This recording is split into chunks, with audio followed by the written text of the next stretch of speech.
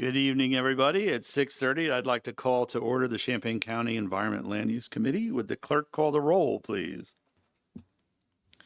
Rogers, Present. Barney, Present. Locke, Present. Rodriguez, Here. Storr, Present. Esri, Here. Thorsland. Here. All right, we have a full board. Very good. I'd entertain a motion to approve the agenda with addendums. So moved. All right, moved by John. Second? Second. Second by Mala. All those in favor? Aye. Those opposed? All right, the agenda is approved. We have the minutes from March 6, 2025's regular meeting. First, I'd entertain a motion to approve.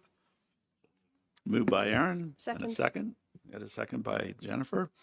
Any changes, corrections, or addendums to the minutes? Going once, going twice. All right, all those in favor? Aye. Those opposed? The minutes are approved. All right, I have a few slips here for public participation. You get 5 minutes. I understand that David wants to go first here, and he might have something to fire up on the screen. So we'll give you a second to get that going, and then we'll start the clock.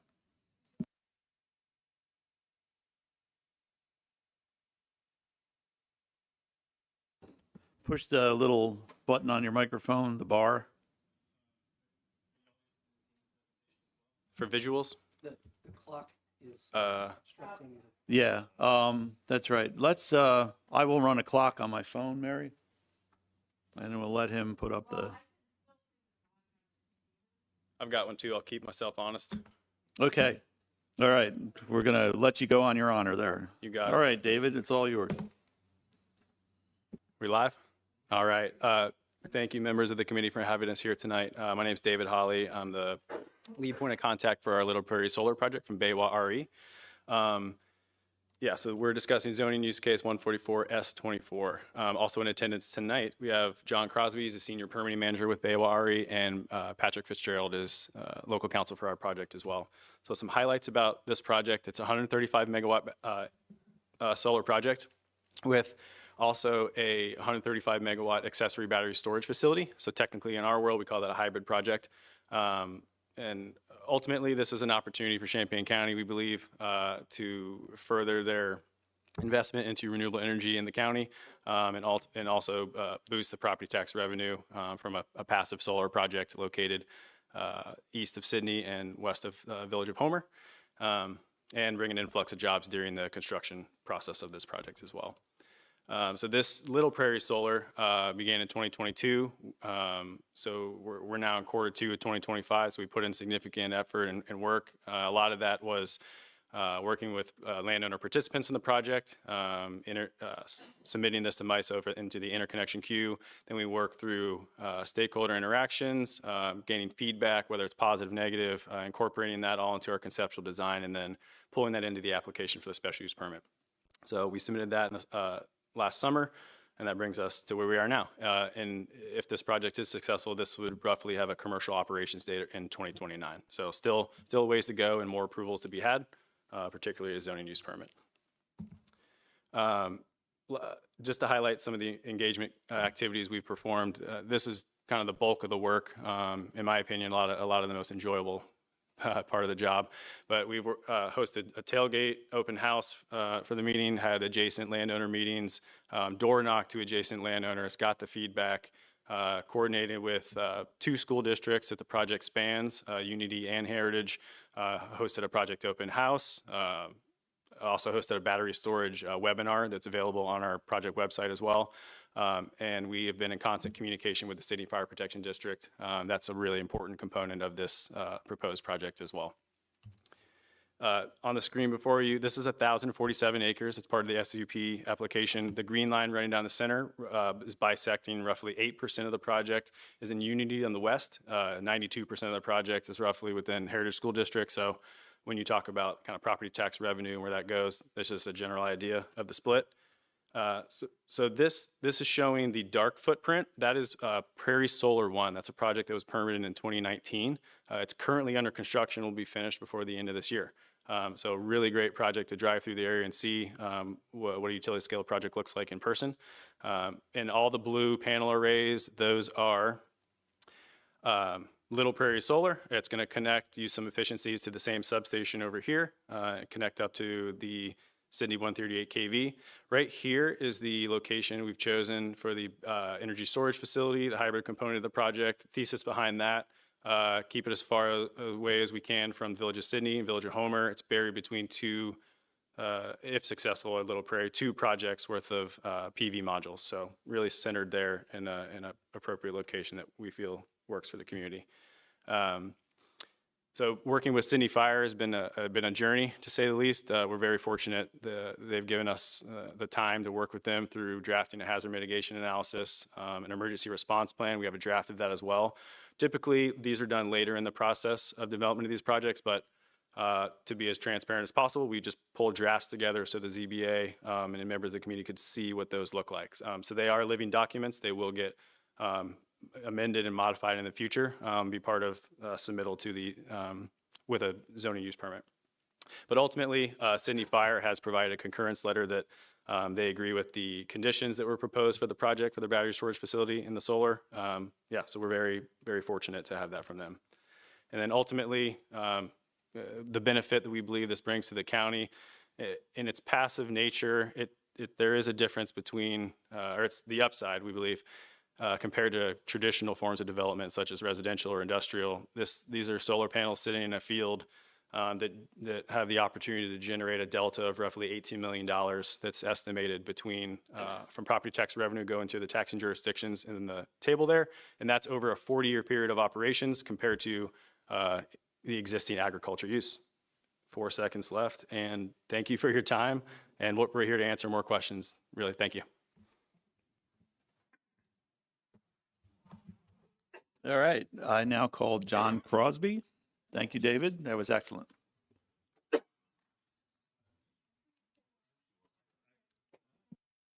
Yes, sir. Yeah, I'm going to make sure they stay if you have questions.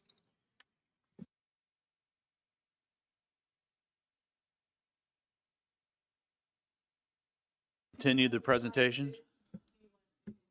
Yes, sir. Yes, ma'am.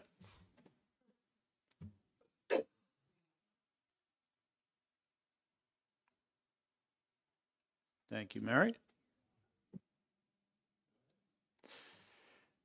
I'd like to start off by thanking everybody in the committee tonight for your time and for hearing us on the Little Prairie Solar Project. Our goal here tonight is to respectfully request approval for the Little Prairie Solar site and the decommissioning plan as it's stated on the agenda. This is done under the basis that we are in compliance with the Champaign County zoning ordinance. I have on the screen here before you a list of some high-level compliance items that we've done for the Champaign County zoning ordinance. I'll start off with saying that our facility is in compliance with all Illinois Pollution Control Board sound regulations. We provided evidence of compliance of this regulation through a daytime and nighttime operation sound model. Our facility will accommodate all drainage tile requirements through an executed agricultural impact mitigation agreement that's been filed with the state. Our landscaping goes above and beyond requirements with the county. We've done so by staggering our evergreen trees and shrubs so that we have maximum coverage to block out any kind of visual impacts from adjacent landowners. We've coordinated with the fire department, as David Hawley said prior. We've completed a hazard mitigation analysis and emergency response plan, which goes a little bit above and beyond what Champaign usually requires, but we want to make sure that we're working with the county and the fire department to make sure we're all on the same page. All protected wildlife habitats, archaeological resources, and environmentally sensitive areas have been avoided through engineering design, and that includes all streams and wetlands. And last but not least, all setbacks from adjacent residences have been met with the exception of one inverter that we've requested a waiver reduction of 50 feet. With that said, this slide shows the 3 previously requested waivers for this project that were reviewed and approved by the Zoning Board of Appeals. That consists of the roadway upgrade and maintenance agreement execution to be performed at the zoning use permit application stage of the project, We'd like to waive the 1.5-mile radius to the Cindy Village boundary. We have submitted letters to the Village of Cindy, and we have not heard anything back from them regarding that proximity. And last but not least, the inverter setback adjustment to 225 feet that I mentioned in the previous slide. I'd like to talk a little bit about our landscape plan and how it complies with the zoning ordinance. We do have a mix of native evergreen trees and large shrubs spread out for 25 feet in width, and they are staggered to create maximum coverage. And the ground cover will be a pollinator mix that's been specialty designed by the Bee and Butterfly Habitat Fund. Each one of these buffer plantings is proposed within 1,000 feet of dwellings to meet the ordinance requirements. We have modified the tree and shrub species per a landowner request to not include eastern red cedars. And last but not least, the Bee and Butterfly Habitat Fund partnership has a lot of benefits to the project. One of those is that they will be customizing our seed mix to include nitrogen-fixing bacteria plants. We will be monitoring the soil health for the first 6 years of project implementation alongside any carbon sequestration gains and pollinator biodiversity. Moving on from that, again, I'd like to respectfully request approval from the committee here tonight for the highlighted areas on the right side of the screen. We have addressed fire safety with the Sydney Fire District and the Board of Trustees. We've designed the project to meet the county ordinance requirements, and we've addressed sound through several modeling exercises. Both daytime and nighttime were mapped out, and we can provide that later in the night if needed. We have executed an agricultural impact mitigation agreement with the state of Illinois. And last but not least, compared to its active use in agriculture today, we have increased the tax value by over $18 million as a result of this project. I'd like to thank each of you for your time today, and we'll be here for any questions you may have. All right, thank you. Yes, I would ask you to stay, and well done. All right, I now call Cindy Shepard. And push the bar on the microphone until you see the little red light come on there. That's it. Thank you. Great. Thank you so much. I want to thank the board and all your work taking care of the county and watching out for the projects as they come in and come through. I appreciate your work that you spend helping our community be healthy. I support the project that's being proposed tonight, and I have 3 reasons, which I'm going to be really fast about, I hope. First is I think it's going to be good for the educational system in Champaign County. My son graduated from Unity High School, and I'm excited that they will be getting more funds to expand programming. He was a great band guy in high school, and those resources that will be coming from this project through the tax revenue that's exciting, I think. I think it's not only the tax revenue that is an economic benefit for the county and the township and Parkland, but also the economic benefit of just having people in the county and that were living in this area that got to lease their land. They'll have more money to spend and build the local economy. I think that Sydney's a cute, wonderful town, and I think that a lot of people will benefit from having a little bit more money to spend there at their stores and in their restaurants and the nice new bar they have there. But my most important reason is for environmental reasons. Not only is coal and fossil fuel power created some enormous problems that we're trying to work our way out of, and solar, large-scale solar is really the only way for us to get enough power onto the grid to take care of our needs as community and as a nation. But it's also does so without polluting the air further and causing us more problems. I think that it's great that the ground gets to rest a little bit from industrial agriculture for a few years, and I'm excited to see what pollinators and what people feel like after they've gotten to breathe some good fresh air for a few years.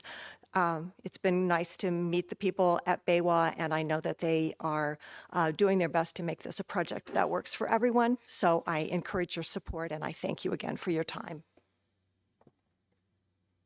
All right, thank you. I now call Joyce Mast.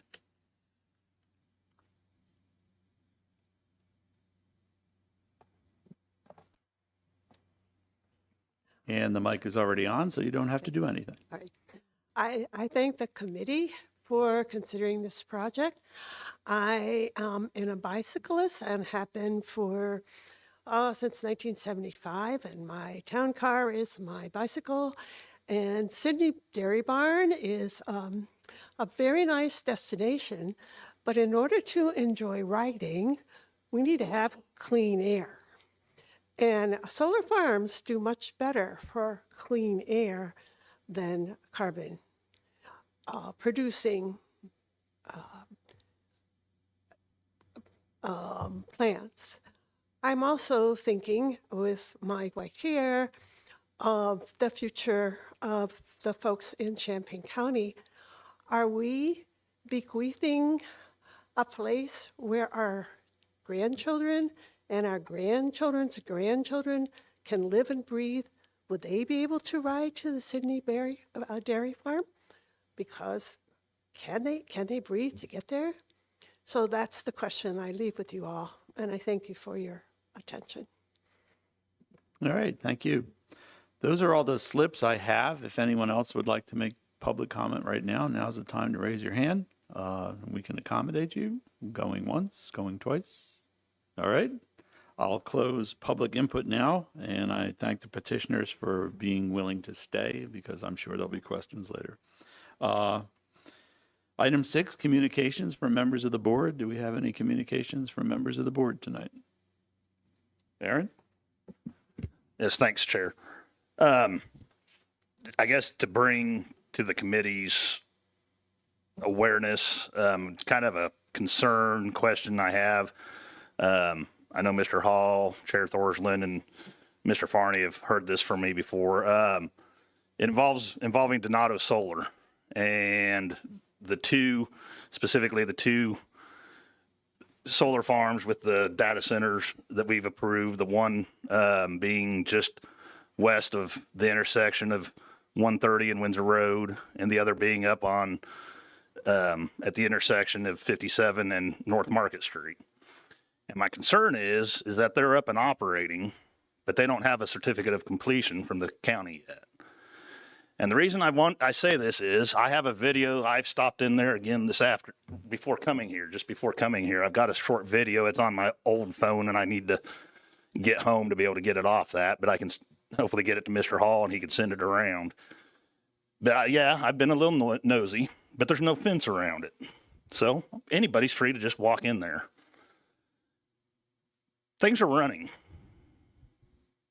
They have 3 big, I don't know exactly what you'd call them, but they're in the building. I'm going to use the term server racks, but I don't know if that's completely true or not. But they've got fans running on them.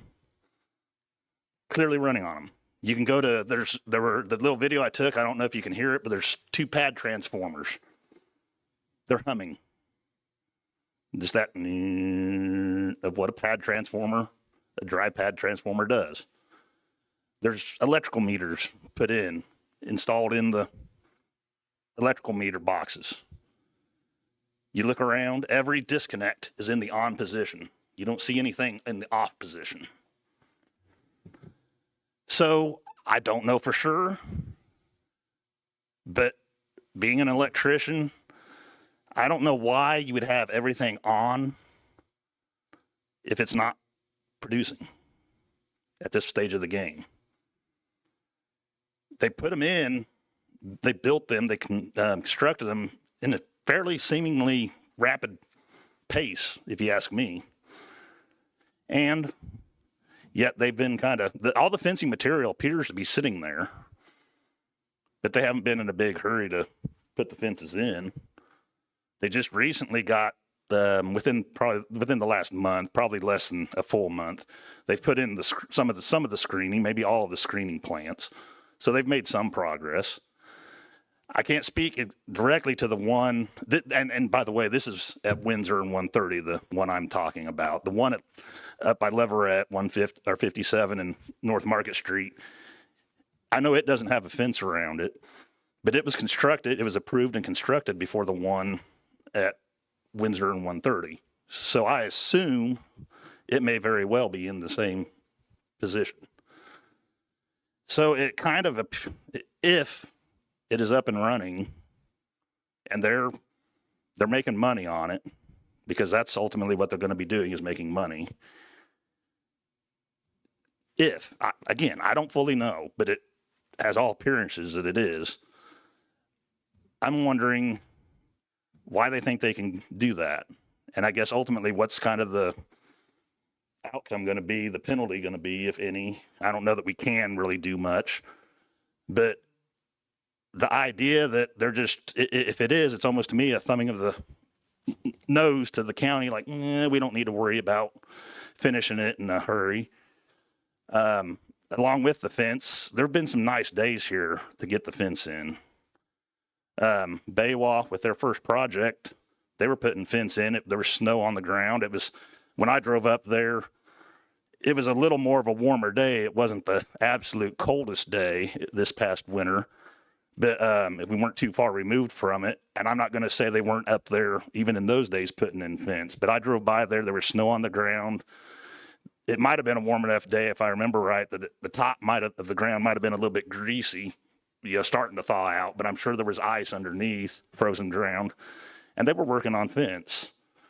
So if Baywalk can do it in the middle of winter, why can't Donato Solar get it done? Again, especially if they're up and running. But one of the big things that they need to have to get the compliance is a fence all the way around it. Why can't Donato Solar get their fence put in? And again, especially when it seemed to me like they were in a pretty good hurry to get the thing built. But again, I stress, I do not know 100% sure that it's producing, but it gives me all symptoms, all signs that yes, it is producing and raking in money for them. So that's just, I know Mr. Hall's been busy, his staff is busy, but that's just a concern and a question that I have about Donato Solar and specifically those two locations. So thanks. You're welcome. Chris? Thank you. Just a further comment on Mr. Esri's thing is this something that we ought to refer to our state's attorney? Donato Solar has recently hired some staff. I wrote letters to that staff explaining what should be done before going into operation. They have provided some of those items already. I'm assuming if we went to the state's attorney, they would ask, are they making progress? They are making progress. As far as the cases that we have to spend attorney time on, I don't think this is something that's worth it. I think we're going to get this cleared up pretty soon. Well, that might be something to kind of remember the next time the folks come back and ask for a permit. In other matters, turning to my favorite subject, water. The Champaign County Carbon Sequestration Activities Task Force will have its first meeting on Monday, April 21st. It'll be in this room at 4 o'clock. We hope to wrap up by 5:30. And I can provide an agenda. I'm working on the agenda because my taskmaster over here insists that I kind of get this wrapped up, and I'm leaning on everybody to get themselves in order, and I'll talk to you further about that. All right, any other? I will add, I spend far too much time driving up and down 57 to go to airports, and I go past that one on the top of Market Street all the time. Another thing that I had a concern about was I think, specify pollinator plants underneath the panels, and what I saw last season anyway, they weren't making any effort to have anything but weeds underneath. It looked like to me, and that's one of the things that I want to see before we approve any of these, is that they're going to follow through on those things. The fence and stuff is mandatory, but I want to see, the pollinator plants and something that keeps the soil safe, and not just, Illinois weed. We know the minute you move some dirt, you're looking at 6-foot high weeds about 3 months later, and I don't need a bunch of cockleburs and things blowing across the highway there. So, and I know they're busy, but I'm driving up there again in a couple of weeks, and I'm going to take a look at it. So, and I will keep taking a look at it. So, thank you, Aaron, for your input. And if you do get a chance to share that and have John distribute. So, and thank you, John, for having staff keeping up, at least getting answers from them when possible. So, all right, if there isn't anything more, I'm going to close communications and move on to new business. I don't know if the board's interested in doing both A and B at the same time, or if we want to discuss A first and then move on to B. I think they're different enough. We should separate those. I'm going to read it into the record as quickly as possible so we can get to the questions from the petitioners and things. New business to be recommended to the county board. Zoning case A is 144S24, request by Little Prairie Solar LLC, care of Baywar Solar Projects LLC, 18575 Jamboree Road, Suite 850, Irvine, California, 92612, via Agent David Holly, Development Manager for Baywar Solar Projects LLC, and the participating landowners to authorize a utility-scale PV solar farm with a total nameplate capacity of 135 megawatts, including access roads and wiring, and accessory 135 megawatt battery energy storage system, or BESS, on approximately 1,047 acres with a fenced solar farm area of approximately 768 acres in the Ag 1 agricultural zoning districts in sections 12, 13, 14, 15, 23, and 24 of Sydney Township, Township 8 North, Range 10, east of the 3rd Principal Meridian, and including the following waivers of standard conditions. Part A is a waiver for not entering into a roadway upgrade and maintenance agreement or waiver therefrom with the relevant local highway authority prior to consideration of the special use permit by the Zoning Board of Appeals per section 615G1. Part B, a waiver for locating the PV solar farm less than 1.5 miles from an incorporated municipality per section 615B2A. Part C, a waiver for a separation distance of 225 feet between the solar inverters and the perimeter fence in lieu of the minimum required 275 feet per section 615D6. I'd entertain a motion. Motion by Chris and a second by Jen. All right, discussion and questions. Chris, I think you would, Mala, you have something you would like to add? Yes. Yes, I've been directed by the Champaign County State's Attorney's Office to put on the record that although my firm represents this company, I do not represent the company, and I did not play a part in their representation, and I will be abstaining from tonight's vote. All right, thank you for letting us know, and I'm glad you came anyway. So, and I hope you sit, listen, and enjoy. All right. We have the petitioners here. They're ready for questions. I'm sure there are some. Chris, I know, is waiting. So, Chris, I'm going to let you go first. And who would you like to talk to? Both? I'd like to have a question here.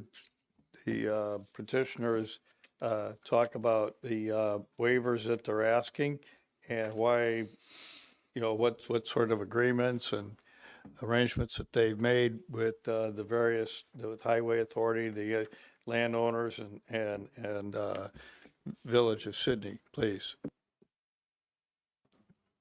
Hey, David. Sure. Thank you, Mr. Storr. I guess let's maybe back up, start with your first question, talking about the waivers we're requesting. Yeah. So the first one is essentially to enter into a roadway upgrade and maintenance agreement with the relevant authorities after the consideration of SUP, but before a zoning use permit application. Sorry, can y'all hear me? Primary reason for that, after meeting with Sydney Township Road Commissioner, this was a while ago, but we had a conversation. It thought it would be beneficial to watch the construction happen of the adjacent solar project, Prairie Solar 1, to see if there was any, because we were going to use the template of the road use agreement from Prairie Solar 1, see if there's anything that needed to be added, additional money for security that needed to change based on what happened during the construction on the adjacent solar project. So we kind of went with that, and that's why we are requesting that. The second waiver we're requesting is to locate the project less than 1.5 miles from the village's city boundary. This project is located, this will help us visually look at this a little more. Technically, it is located farther than Prairie Solar 1 that was permitted in 2019. So it's further south and east. And we've reached out to the village and did not get any negative feedback or pushback or any comment after a couple rounds of updating them with iterations of our site plan before we submitted the special use permit application. The third, so this is a bit hard to see, but this map is indicating, so the waiver, it is a bit misleading because there's 35 inverter locations for the solar inverters. However, this is specific to one location which we cannot meet. So this red dot right here, that's signifying on the conceptual plan the inverter. Technically, the ordinance states there you have to have a 275-foot setback from the fence line of your project. So the blue here is the fence line. The pink is the property boundary. Down here on the southern side of this one parcel, and the parcel ID is listed right here of this participant, there is an Ameren transmission easement that runs east-west right here. So technically, we are unable to, we have to keep the project fence line on the north side of that Ameren easement. So bit hard to see, but there is a red box, a hatched box around the inverter. That's showing what the 275-foot setback looks like. So we physically cannot shift around this inverter to have the 275 feet fall within the fence line. However, it does fall within the project boundary. And this is all ag land surrounding this exact parcel. So I would consider this to be a factor outside of the control of the landowner and our design team.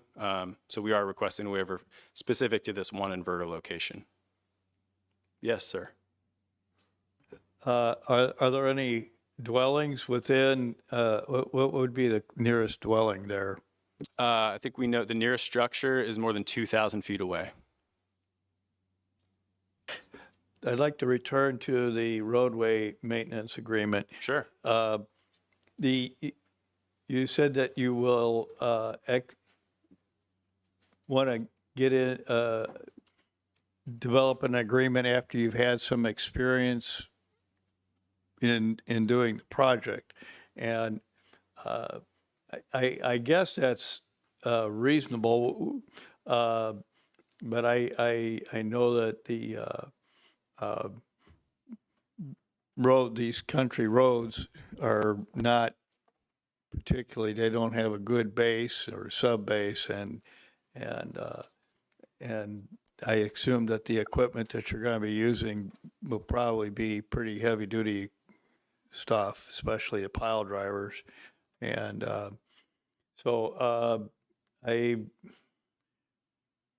what's been your experience so far with the other project? Yeah, and I'll speak to that to the best I can. We do have a project manager for that specific project that has really granular details, but largely there's no doubt about it. If you have 18-wheelers delivering equipment, there may be damage to roads. So part of the road use and maintenance agreement and the security that gets posted through that agreement is more a safeguard to essentially prevent some of that. So on the first phase, Jake Romey is the project manager, and we're working very closely with Jeff Roberts, the township supervisor, or highway supervisor. And on that project, we're gonna have to do some repairs, and we're largely kind of waiting on them to give us the go forward plan, and that cost falls on the project. Sure. What sort of repairs? Is this kind of scarifying and then laying new asphalt, or what, or tar and chip, or what would that be? To be honest, I'm not exactly sure. what the methodology of the repair would be based on being out there today. I mean, some of the shoulders could have wear. You could have wear. I've seen a pothole in the middle of the street may grow. So whatever. I'm just not an expert on roadway repair, but those are costs that fall on the project. So we have to work with the Highway Township Commissioner to accomplish them, kind of on their schedule. So if they want to wait, we really are following their lead on that first phase. Thank you. I don't think I have any questions, but I'm not really sure that maybe I'm hoping for more answer than I can get at this time. Other questions from the board? Aaron? I think this is probably your wheelhouse, David. Sure. I know you've spoken about it at ZBA, but for the committee to hear, in your Prairie Solar 1, you've done some grade alteration, stripping the topsoil and bringing in fill and then putting the topsoil back. Do you know if you'll be doing that in this little prairie? I don't know, but it's likely. We did it on the first phase, and if there is grading activity, it has to follow strict guidelines in the AMA that we executed with the state of Illinois, also following the county ordinance, and then it's thirdly stated in the state siting requirements. So the process to accomplish that is pretty strict. To maintain the integrity of the topsoil. Yeah. So it's likely. Okay. That, coming as a farmer, I have a problem with. Topsoil is not the only soil that makes up the farm ground, especially in this part of the state. That soil, once it's stripped, fill brought in, which the fill in the first project, Prairie Solar 1, is clay. It's never going to be the same. It's not getting a rest. It's already destroyed unless you're going to go in there and try and physically remove all the clay. So that part of that, now granted, that's not over all of Prairie Solar 1, and it likely wouldn't be, I seriously doubt, I don't know that it could be over all of this proposed solar development. But that right there, that is not giving the soil a rest. That is not, you can pull it out and go back in and grow crops, at least not like you used to be able to.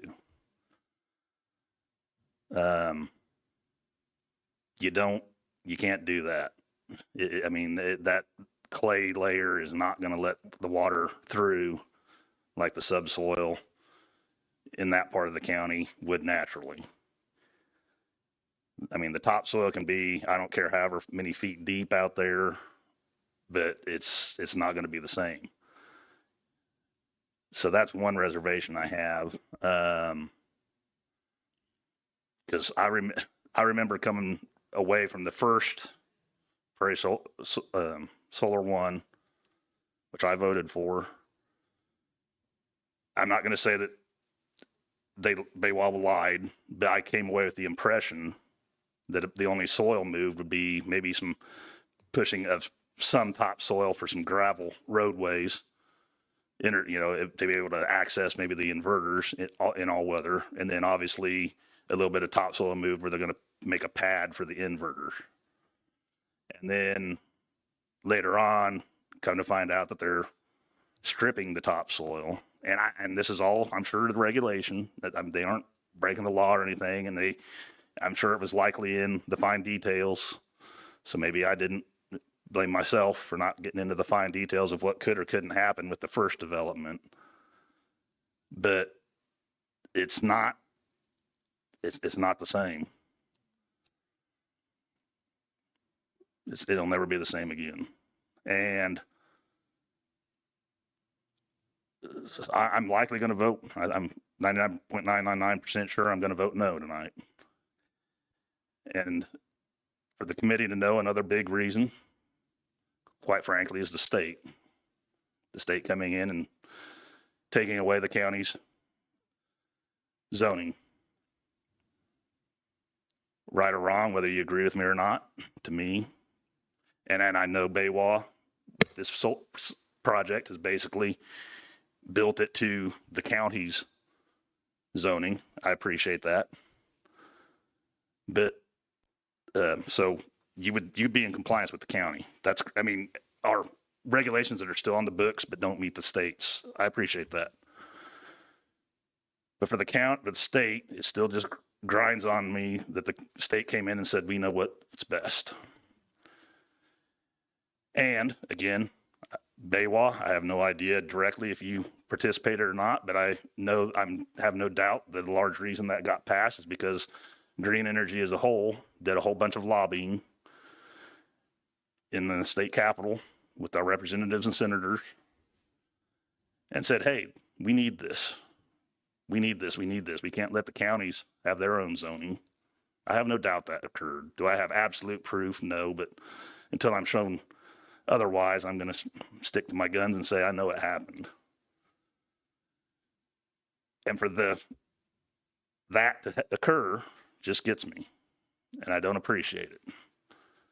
So those are the two biggest reasons I'm going to vote no tonight. Thanks.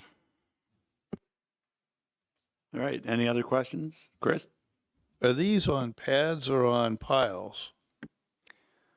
Are you referring to the modules, the solar? They're piles. Yeah. Yes, sir. Does that, There are inverters. Those could be on pads. So yeah, there's 35 inverters planned throughout the conceptual plan. Those would likely have pads under them. Yes, sir. does putting these on piles change your opinion any, Aaron? No, they're changing the grade so that all solar panels can better access the sunlight. So that neighboring panels do not shade, at least during certain parts of the day, shade the lower panels. They want them all to be relatively even. And from their standpoint, that makes perfect sense. But again, to do that is permanently the way they're doing it, which again, they're in full compliance, I have no doubt. But that's altering that soil structure, that soil, for the ability to grow crops forever. Chris? Could those piles be made at different heights in order to, so that so much grading would not have to be done? Why it's an important topic. I don't know the amount of grading that comes during the construction level engineering part of a project like this. But it is worth noting when you're talking about if bringing an elevation into a tolerance for a manufacturer's panels. That's generally why someone or a company would do minor grading activities. All of any of that dirt movement, I mean, that's a known quantity and volume. So it's part of the decommissioning requirement for the project as well to return the land back to pre-construction contours. So through the engineering process, I mean, we would know exactly where that dirt is to remove said clay from a specific footprint that you're talking about. But largely, any type of fill is largely in substation, under the gravel at the accessory battery storage facility. And the substation, we've designed this project to have, to utilize the substation that was already built under Prairie One. So there's a shared efficiency of not having to go in and build another substation. That pad's already built. There's excess area to utilize. So we've kind of focused on that shared efficiency to minimize any additional fill on the project for another substation. I'll make this complaint because I have a degree in agronomy and I've worked for many years as a geologist. What you're dealing with there is soil, not dirt. Dirt is something that kind of occurs on a floor. Soil is something that is kind of rather precious in this area, and it's the basis of our agricultural economy. Yes, sir, I agree.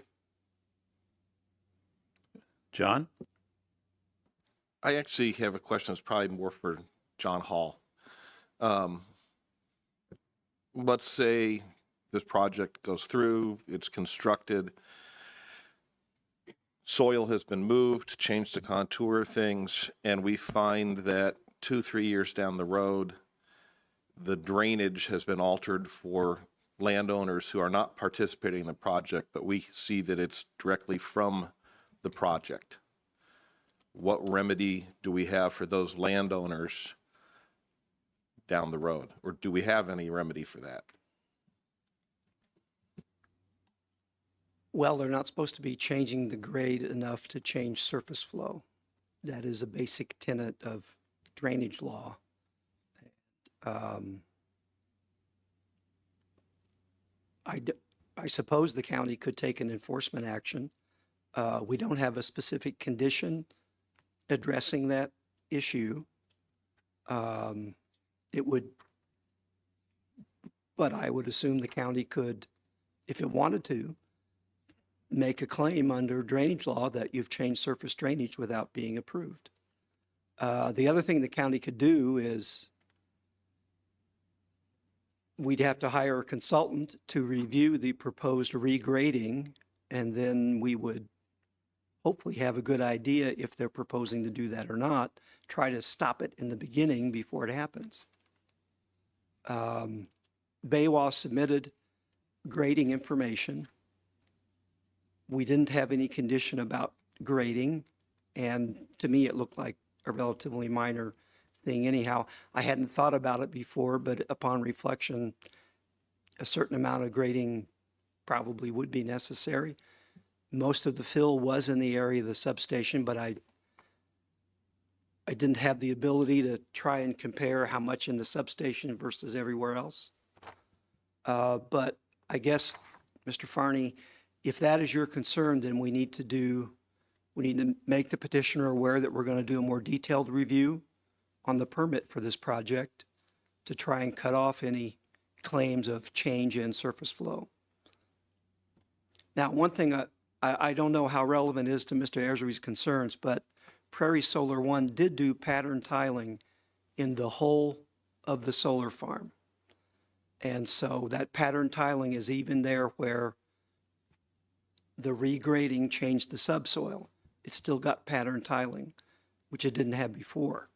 This project, I didn't point this out in the notes, but on this project, they're not proposing pattern tiling.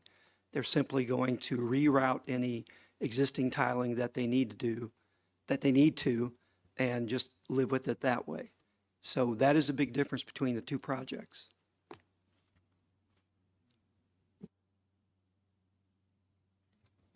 Other questions from the board? I'm going to speak my weirdo piece because I'm the weirdo guy who was for 20 years an organic vegetable and crop farmer, and I had 40 acres and a mule up there in Newcomb Township. And 20-acre piece I took over was commercially farmed for 50 plus years, and it was not soil. It was dirt. It was mostly sand and rock, just about. When I started with that, and I worked on that for 5 years, I took all the leaves from the village of Mahomet for 4 years and tilled them in. I did a whole bunch of stuff. I grew rotational things like hay and alfalfa on it. And it took a while. And when I sold that land after stopping being a farmer up there, it was far better than it was under commercial farming. I can't attest to what Aaron saw with the clay and stuff. When you play with the soil out here, you change what it does. But I can also say that if you give dirt time to rest and you put the right things on it, and it's part of our ordinance to put some of the right things on it, that you can make dirt back into soil also. So I'm not sure if it's completely not resting. I'm not sure if it's completely the best thing to do to it, but I think it's a net positive to not be putting anhydrous and pesticide and herbicide on ground for some period of time. Just in general, I think, and this is I was a big person that was at meetings 15, 20 years ago saying we have to preserve all this farm ground and make sure we're growing things on it. The more I learned, the more I realized we don't really grow food in Illinois. We grow fuel for cows and cars. And it's all good and it's all business. And then I started to grow actual things on an actual farm where I could make dinner and stuff. But where am I going with this? I think that we have a really strong farming community. I don't think that even the size of this project makes a significant dent. It's not necessarily the most prime soil that this is on. We've gotten letters of support, I think some of the members of the board, from the owners of some of these properties. One said that the only way they see keeping their farm in the family is to lease it to the solar farm because none of their children are interested in farming. And they were going to have to sell it because they didn't want to continue to manage it as commercial agriculture. And this is going to let them keep it because they have an income that's not affected by bad years for crops or difficult planting seasons or tanking of the commercial agricultural market because of things like tariffs. And so they'll get to keep their farm and pass it on, they hope, to the next generation because of the duration of the solar farm. And that's a positive. And if they have to go back and restore the ground and take out any fill that they put in, it's documented and it'll happen. I assume it'll happen 40 years from now. I think it'll be more important 40 years from now than it is now. And it's pretty important now for us. So I'm going to vote yes on this because we're an energy hungry world, and I would rather see this than a coal plant or a turbine plant. These are certainly more acceptable to the public than wind power. And with the battery storage, we start to address some of the what do we do at night when the sun goes down questions that we get from green energy people who aren't fully convinced. So, and I appreciate all the things, if you read everything that they've done so far with this project and addressing the concerns of the community around them and with the landowners that they're leasing from. I think they've done a pretty good job. And I think maybe we want to talk about making sure they continue to do a good job through the rest of this process. Aaron? I guess I'm going to take a little bit of an exception with your comment, Eric, in that we grow food. Ethanol plants, a co-product, not a byproduct, a co-product of producing ethanol, distiller's grain, livestock feed, soybeans, soy oil, makes biofuel, biodiesel. What do you get after that? Soy meal. That can be fed to animals. We grow food, we grow fuel, we grow them both together at the same time. This ground is already in production, has been for years.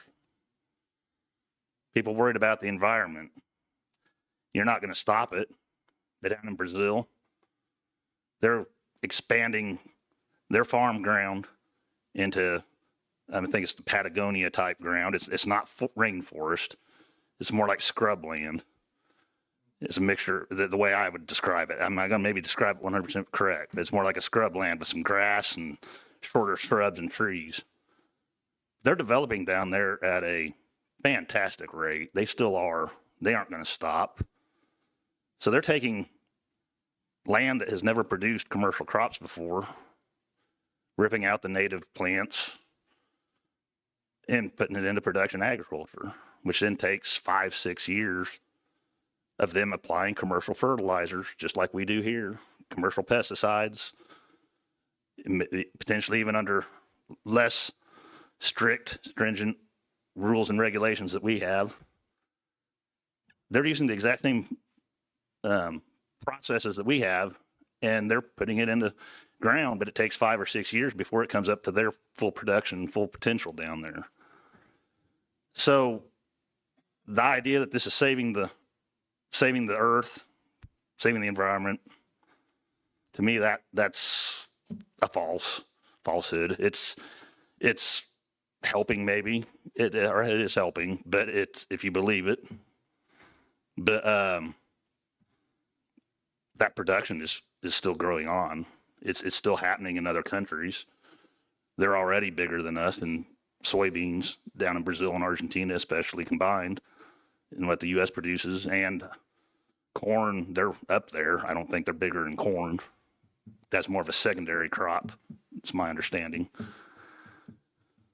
But so the idea that, yeah, we grow food. We don't, and fuel, both. And if it's not grown here, it's going to be grown somewhere else. It is being grown elsewhere, and they're expanding their acres. So if it's all one big environment, you gain a little here, but you're using a lot more elsewhere. I actually have a question for David, since Mr. Hall brought it up, and it just, I had meant to ask you this when we met the other day, actually. The pattern tiling. Why, for phase 2, are you choosing not to do that, if you know? I mean, it's incredibly expensive. So it's economically really unfeasible for the second phase. We believe that it's really overkill. The existing systems have been functioning just fine on this farm ground for a pretty long time. I don't know specifically each property owner's tile system, how long it's been in place, but we don't want to go change that. And then we're seeking to simply follow the agriculture impact mitigation agreement and the county ordinance and the state siting criteria, which is to maintain that infrastructure for those landowners. If there's an impact to it, we're obligated to repair that. The project's obligated to fix that. And then, we've worked closely with the drainage commissioners as well, getting all the information of the data to date. And part of the requirements, we also have to do a drainage infrastructure investigation prior to a zoning use application. So we go out, hire a third-party expert.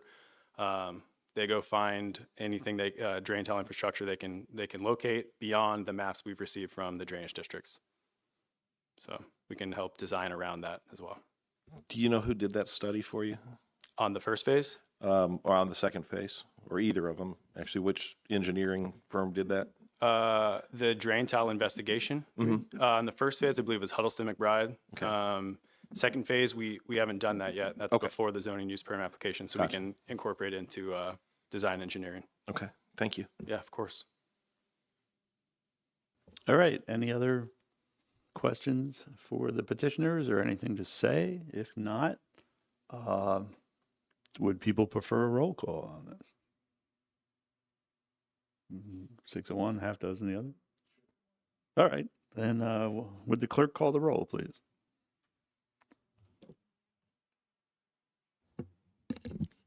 Rogers. Abstain. Barney. Yes. Locke. Yes. Rodriguez. Yes. Storr. Yes. Esri. No. Thorsland. Yes. All right. That passes. That's part A. Let's move on to part D. D. I'm practicing the alphabet almost every day. Decommissioning and site reclamation plan for zoning case 144S24, a request by Little Prairie Solar LLC, Cara Baywa Solar Projects LLC, 18575 Jamboree Road, Suite 850, Irvine, California, 92612 by agent David Holly, development manager for Baywa Solar Projects LLC, and the participating landowners included in the legal advertisement to approve a decommissioning and site reclamation plan for the utility scale PV solar farm in zoning case 144S24 with a total nameplate capacity of 135 megawatts, including access roads and wiring, and an accessory 135 megawatt battery energy storage system, or BESS, in sections 12, 13, 14, 15, 23, 24 of Cindy Township, Township 18 North, Range 10, east of the third principal meridian. I'd first entertain a motion. Chris, and a second. Jen, do we have a motion and a second? Discussion. John? This is more of a procedural question for you. When these get to the county board, does it take a certain majority for passing, or are these just straight up majority rules? Just straight majority, okay, Straight majority. okay.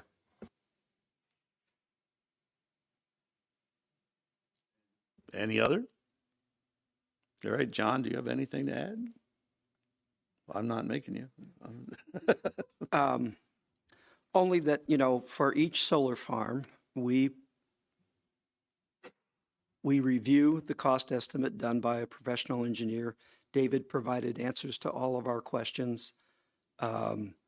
We keep a running table of solar farms so we can, there's not a lot we can say, but we can say how it compares. And this has the lowest demolition cost of any solar farm we've seen. It has the lowest salvage costs. And when you combine those two, the overall cost per megawatt is within the range of other solar farms. That's not saying a lot. It took a lot of work to even be able to say that. I wish I could say more, but that's all I can say about the costs. All right, thank you. Anything else? That's it? All right, you did say that's all you can say. Any questions for John regarding that? Any other questions for the petitioners on the decommissioning agreement? All right, this sounds a little more straightforward, so all those in favor? Aye. Those opposed? Nay. All right, we had one, so. All right, that motion passes as well. Moving on, thank you, petitioners and the people who Thank you for came your time. tonight. We have just a teeny bit of housework here. Other business for the board, monthly reports. We have none. I have no chair's report. Neither item will be on the consent agenda, and had they been unanimous, I would have pulled them off anyway. And with that, this meeting is adjourned at 7:33. Thank you all for coming. I didn't know. I know I'm a vegetarian.